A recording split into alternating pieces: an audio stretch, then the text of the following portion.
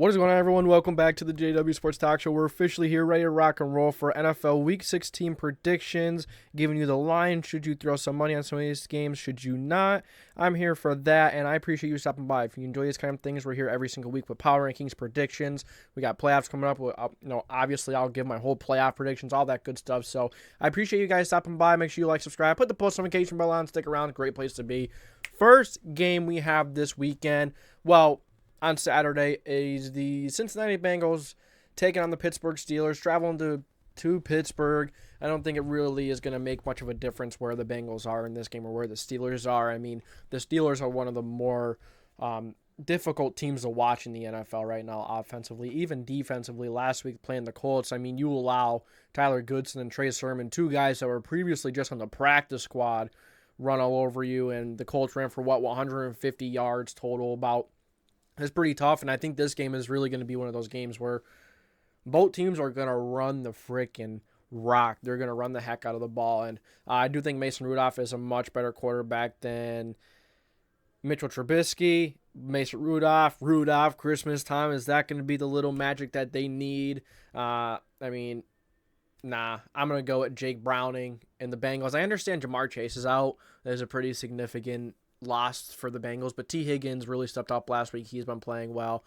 T. Higgins hasn't really had the season that we expected him to have, but is that going to, let the Bengals or give the Bengals an opportunity to re-sign him at a much lesser of a price than they thought they would have to going into the offseason? But yeah, I'm taking the Bengals 27-17. I'm pretty confident in the Bengals winning by more than 2.5 points. I mean, I think this is a pretty good value here. If they don't, I'd be shocked. But the Bengals should be able to run the heck out of football. They will be able to make that extra play in the passing game. The Steelers defense, I mean, you allowing Gardner Minshew to throw on you the way that he did. I mean, that's not good. But yeah, I'm taking the Bengals. I don't think the Bengals should have too much of an issue against the Steelers team. But it is an AFC North game. Those games typically are just closer. There's never games that are just, that are not close. But we'll see. I am taking the Bengals and their offensive advantage over the Pittsburgh Steelers. Next game we have here are the Buffalo Bills taking on the Chargers, heading over to the Los Angeles, even though the Bills are going from the east to the west coast. I don't think that's going to be too much of an issue here. I mean, the Raiders, man, I don't know why I'm talking about the Raiders, but yeah, the Raiders did put up 63 on the Chargers, so why couldn't the Bills put up 70? You know what I'm saying? But I do expect the Bills to handle this game pretty well, and that 12.5 point favorites, being 12.5 point favorites, I would absolutely throw money on that. They should absolutely cover. If they don't cover, I would be very concerned about the Bills, but this should be another game where they dominate, and Josh Allen has been absolutely incredible. Well, the play calling has been pretty disappointing, to be honest, but it kind of, Josh Allen is a player that can kind of mask that. There's not many players that can do that, but I do have the Buffalo Bills beating the Los Angeles Chargers 38-16 and continuing their impressive late season run as I kind of expected. But that's all the time we're really going to spend on this one. I mean, the Chargers, man, they're a hot mess. Without Justin Herbert, they really don't have anything. Thank God Brandon Staley's gone, so I guess maybe you could look at this game and be like, they fired their head coach. Typically, teams have a great week coming off of firing their head coach, but it's not going to happen against the Bills, even though their record doesn't show it, they are one of the more dominant, one of the better teams in the NFL. If the Buffalo Bills get into the playoffs, the NFL better be worried. Let me just tell you that right now. All right, next up, you have the Indianapolis Colts heading to Atlanta to play the Falcons. The Falcons are actually favored by 2.5, the Falcons are favored by 2.5 points. I thought that was a little. I thought the Colts would have been favored going in this one, considering the Panthers, the Panthers did beat the Falcons and such, and the Falcons are an interesting team. I mean they did lose 5 of their last 7. They're a pretty ice cold football team, really struggling, and when you have a quarterback situation where you can't really get anything going, I mean, when you guys know the old saying, when you have 2 quarterbacks, you really don't have one.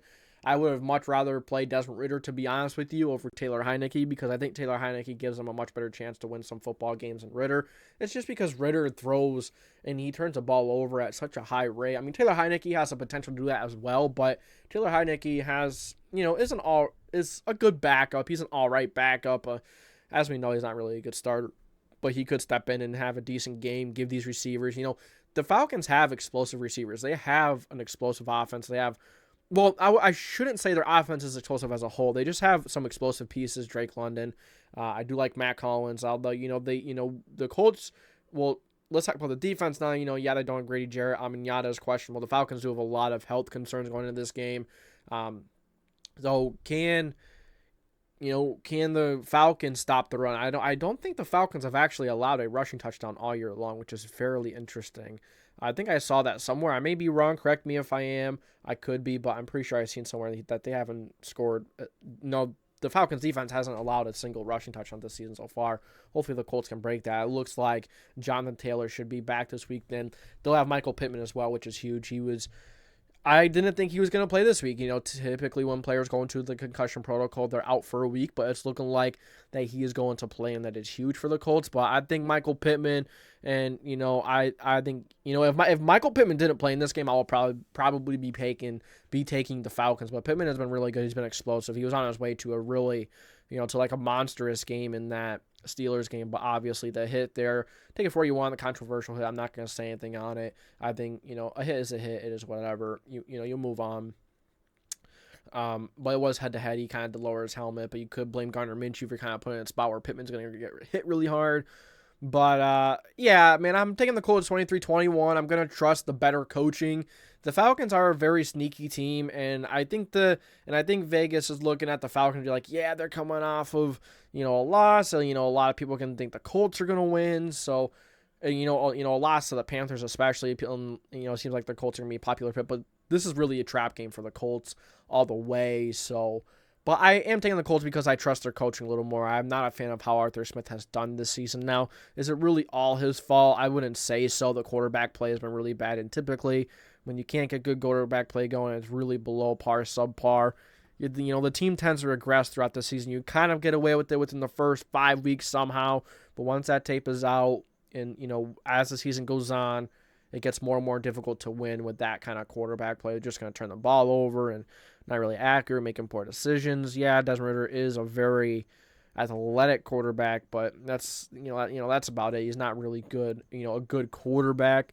So I'm going to take the Indianapolis Colts 23-21 over the Atlanta Falcons. This is a sneaky game, though. Very important game for playoffs on both sides. The Falcons looking to try and win up that NFC South, while the Colts are looking to maybe try and win the AFC South themselves. So two teams that could possibly win their divisions. Very, very unlikely for the Colts to. I still think the Jaguars will win this week, and we'll talk about the game in a little bit. But I have the Colts winning 23-21, of course.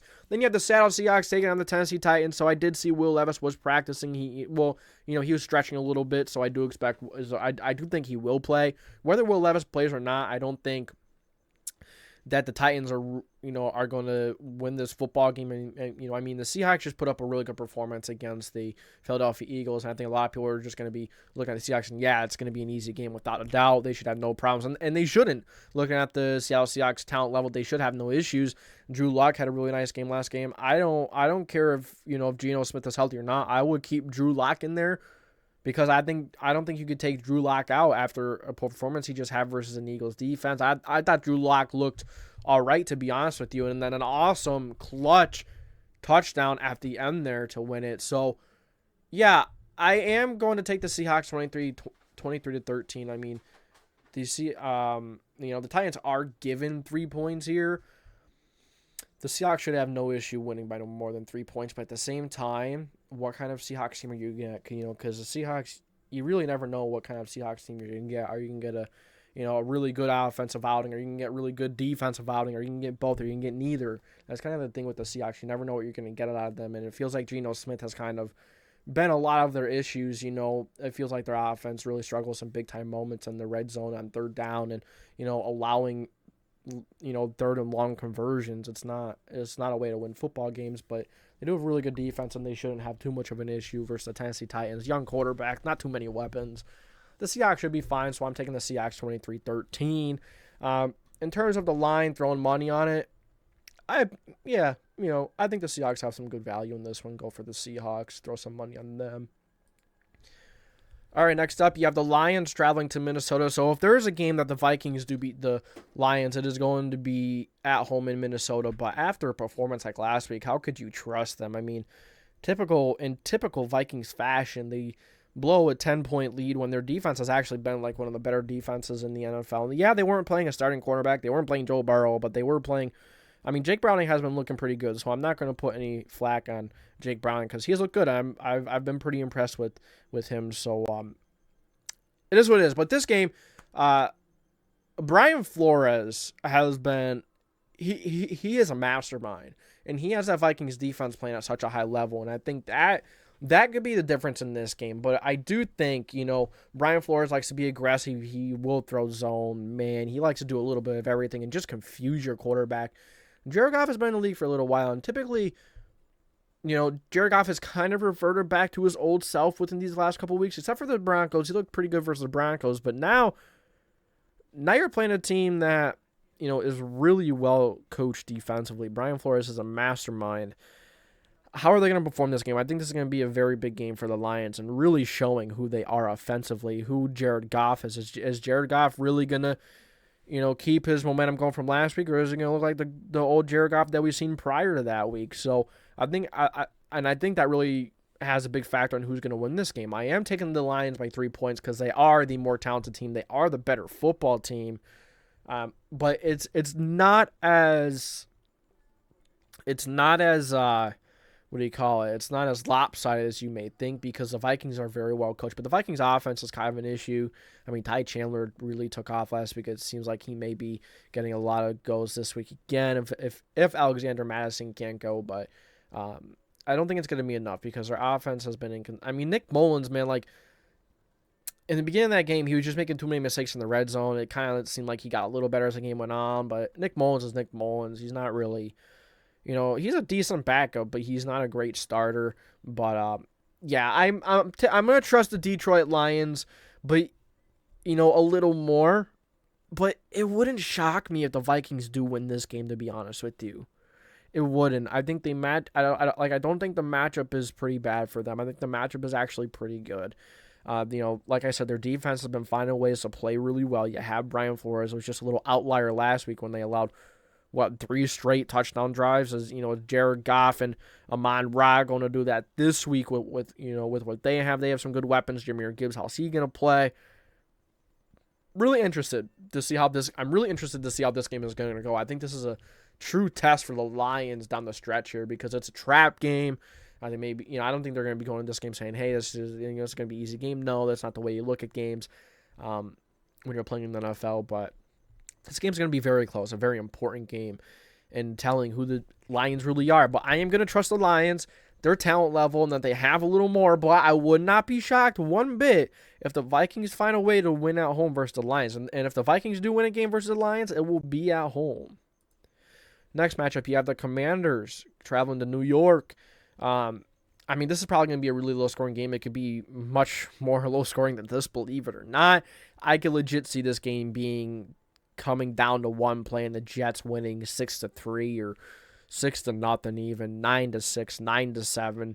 This is the kind of game that it could be, but the Commanders defense is not very good. They haven't been good all season long, and I think it's going to take one nice play from Breece Hall, and that's going to be and that could be a difference for them.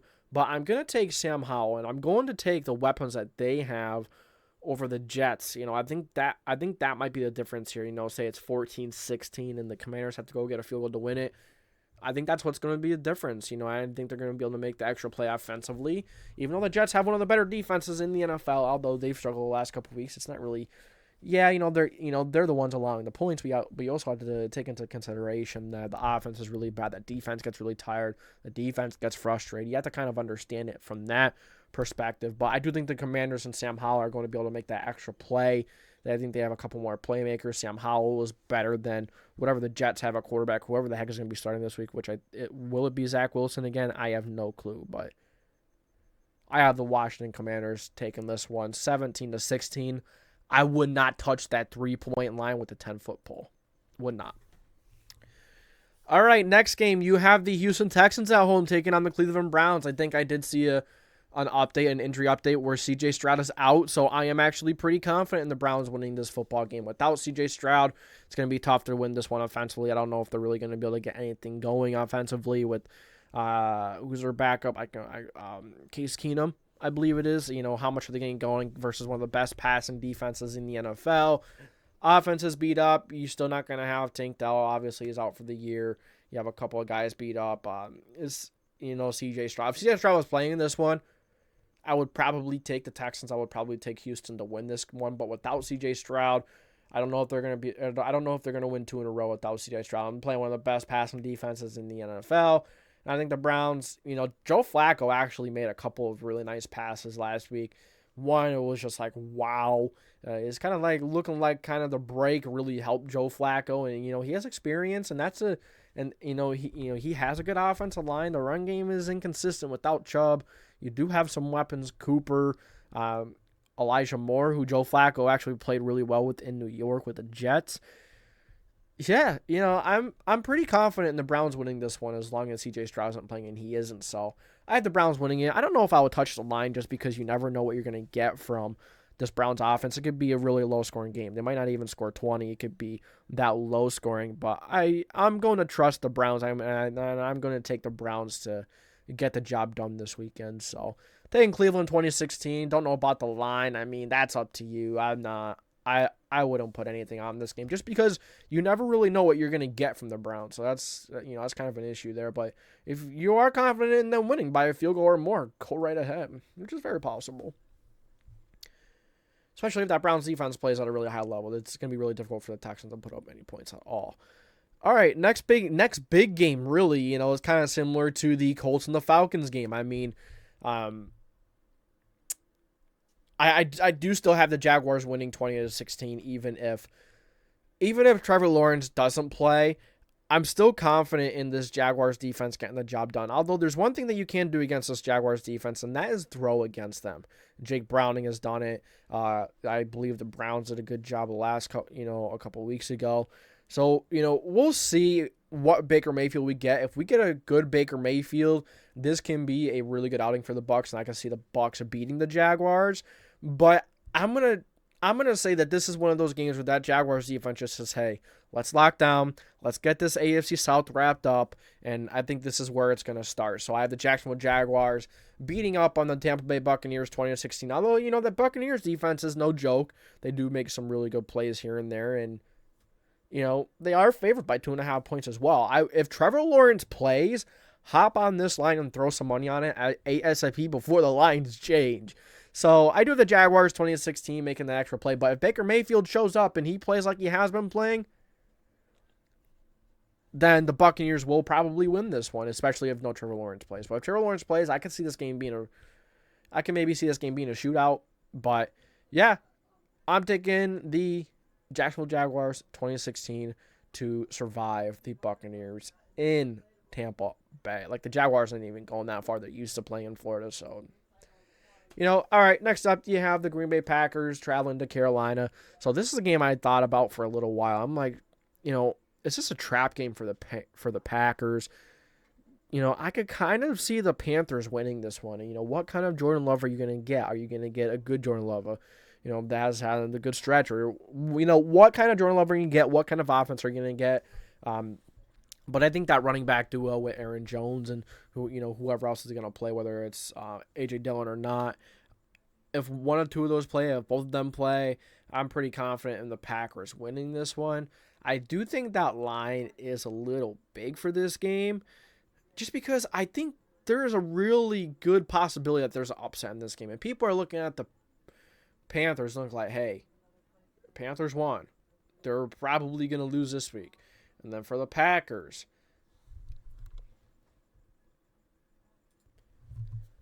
they were beat up pretty good by the Tampa Bay Buccaneers. So I think everyone's going to look at, or a lot of people are going to look at this game and just say, hey, I do think the Packers are just overall the better football team. They have better pieces, but, is it going to be a bad coaching game for Matt LaFleur? Is it just going to be one of those games where, the Panthers find a way to sneak it out again? Could Bryce Young have another nice... Well, I mean, the defense looked good last game, and I never really thought that the Panthers defense was that horrible. I just think that this Panthers team is, I think that the defense is all right. I don't think it's anything special, but this could be one of those games where the Panthers just find a way to get it done. So I'm still gonna take the Green Bay Packers, but don't be surprised this weekend if the Panthers find a way to beat the Packers. But I'm sticking with the more talented team, the team that has played better, obviously.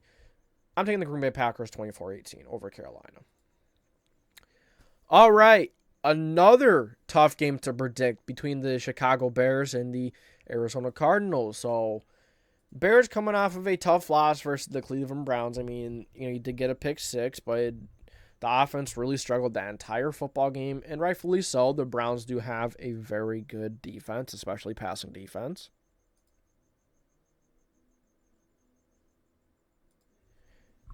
And Justin Fields actually, they couldn't really run the ball really well versus the Browns. The Browns did a very good job at limiting Justin Fields and the Bears' run game.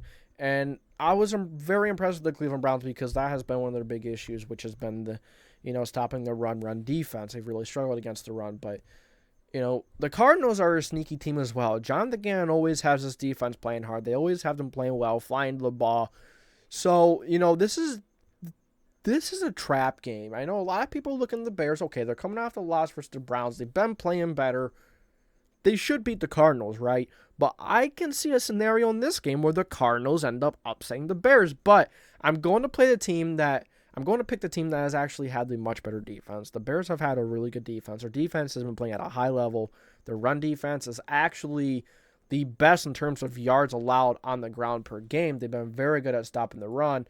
So I am going to take the Bears in this one. I think that their defense is going to make the extra play. I'm not saying that their offense is going to make the extra play. Obviously, they will make that extra play and get the extra field goal and win this football game. But I think this game is going to be a closer game than what people think. The Cardinals, just because they don't have a lot of wins, I mean, the Bears don't either. The Bears aren't really that great of a football team themselves, but their defense has been playing really well.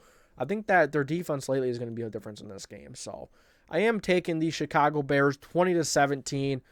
I wouldn't touch that line. I think picking one of these teams to win by 5 or more points is a lot. So yeah, I wouldn't bother that line, but I'm taking the Chicago Bears 20-17. Next up, one of the matchups of the weekend, you have the Miami Dolphins at home taking on the Dallas Cowboys Christmas Eve. It's going to be a great football game. Lots of offense.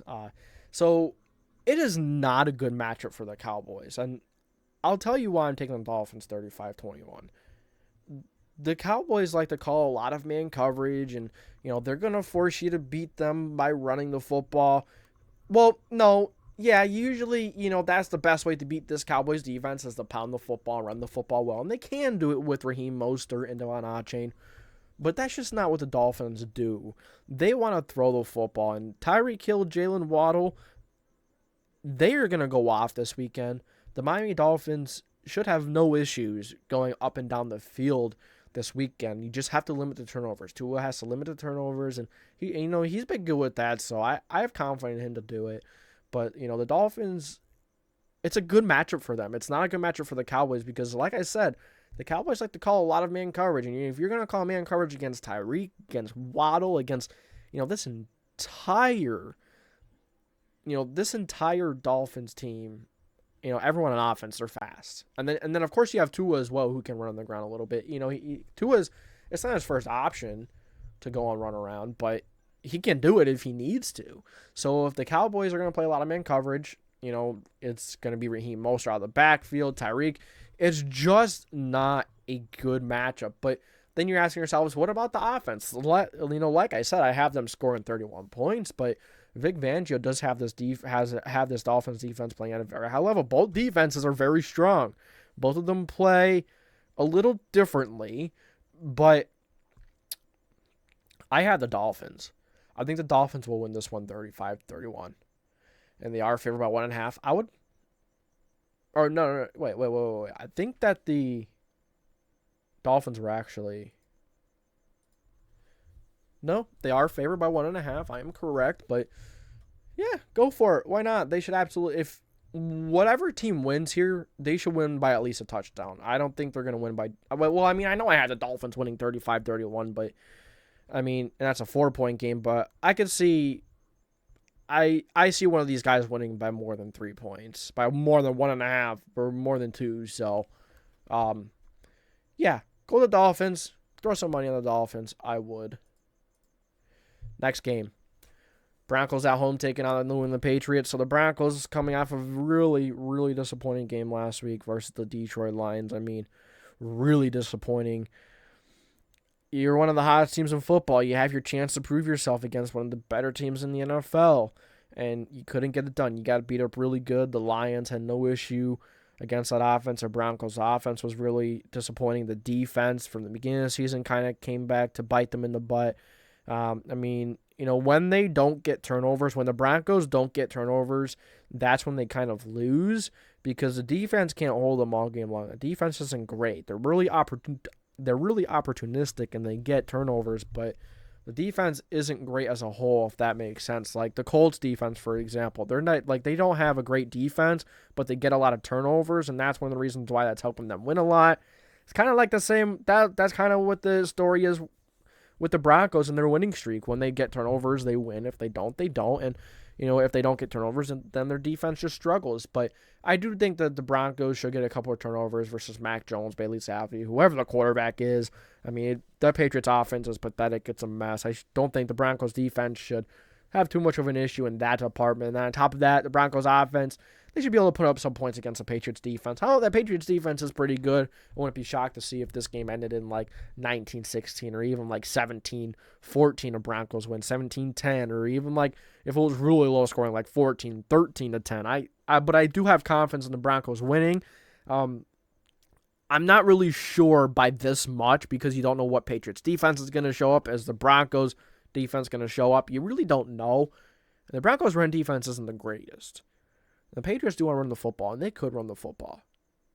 So this could be a game where the Patriots run the football, they squeeze that clock out, and they find a way to keep it close and give themselves a chance at the end. But I do have the Broncos, just the better football team, the better coach team at the moment. Sean Payton has them, playing really well. So, prior to the week versus the Lions, of course, but I'm taking the Broncos 27-16. But to be honest with you, I would not touch that line. That is a lot. That was a lot of points for, the Patriots, who play really good defense. That is a lot of points for the Broncos offense, who is, you really don't know what you're going to get from them. But yeah, I'm still going to take Denver. I'm going to take just the flat out the better football team. Next up, this is another pretty big line that I am not comfortable with betting on. I wouldn't put any money on the Chiefs because 10 points is a lot. The Chiefs just beat the Patriots by 10 points. And, the Raiders, they just put up 63 against the Chargers. But now this week, you're playing a team that's in contention. You're playing one of the better passing and defenses in the NFL so far this year. So the Chiefs, do you have confidence in them winning by more than 10 points? Do you have confidence in them putting up a lot of points and just blowing the Raiders out? I'm not really too sure, but I am taking the Chiefs by 11. But I'm not too confident with them winning by that much. I'm just trusting their defense to make that extra play and hoping that you don't have a ton of drops that day. But to be honest with you, still wouldn't touch that line. I would not.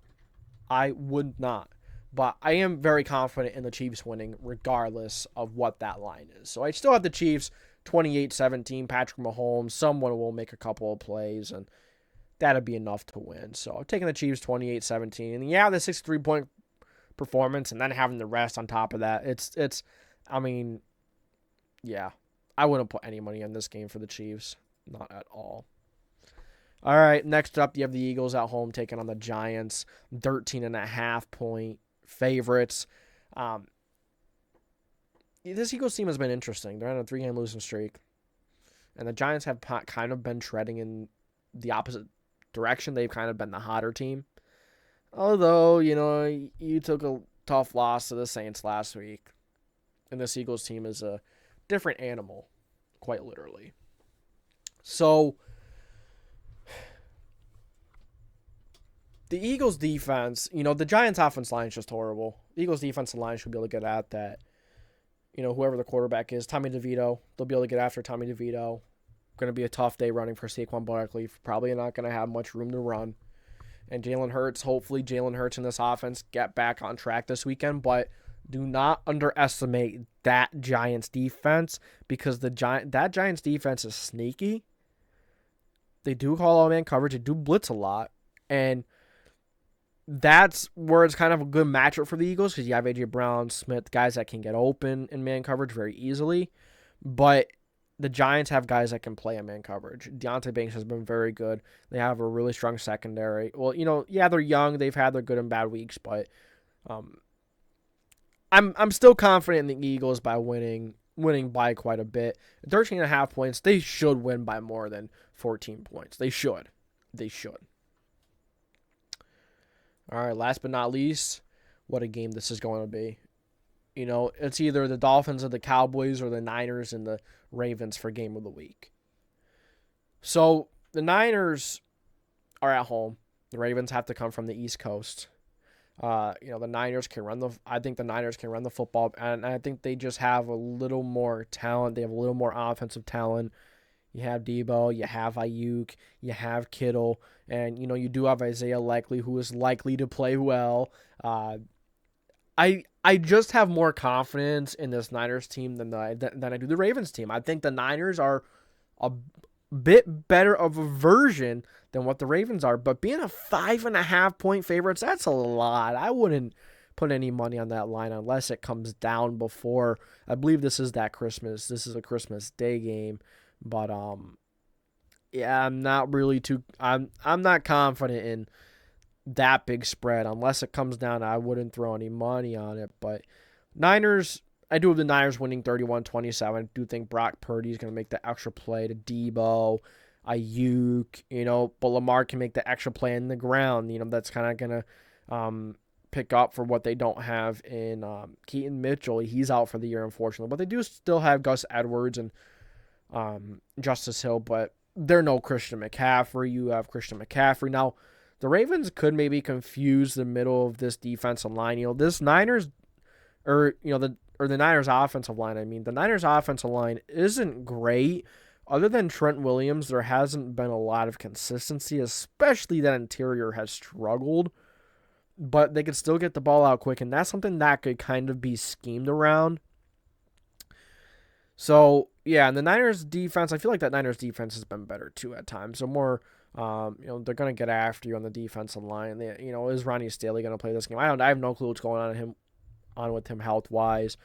But, yeah, I do think the Niners do have the edge in this game. So I'm taking the Niners 31-27. And that is going to be it for our predictions this weekend. Thank you for stopping by. I hope you enjoyed it. If you did, make sure to like, subscribe, put the post notification bell on so you don't miss any future videos. And this is the JDW Sports Talk Show, signing off.